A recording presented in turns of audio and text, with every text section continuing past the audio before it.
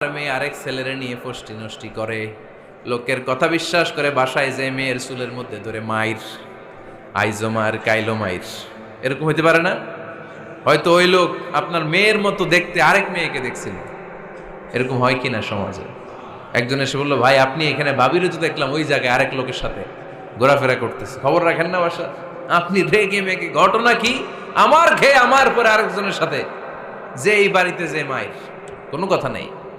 দেখবেন যে ছোট্ট মারামারি থেকে এই ঘটনা অনেক সময় বিচ্ছেদ বা ডিভোর্স পর্যন্ত গড়ায়, ঠিক কিনা? ওই যে শোনা কথায় কান দিচ্ছেন, ফাতাবাইয়ুন, আপনি চেক করেন নাই। হয়তো আপনার স্ত্রীর মতো দেখতে বা আপনার স্ত্রী যে জামা পরে, যে পোশাক পরে, এরকম পোশাক পরে আরেক নারীকে দেখছে, আপনার বউ না এটা। আপনার মেয়ের ব্যাপারে যে তথ্য দিয়েছে এটা সঠিক নয়, সে আপনার মেয়ের মতো আরেকটা মেয়েকে দেখেছে, এসে আপনার কাছে বলে দিছে, আপনিও বিশ্বাস করছেন। ভেজাল আছে না নাই? এই ভেজালগুলোকে থামানোর জন্য কোরআনে এই বিধানগুলো নাজিল করেছে কে?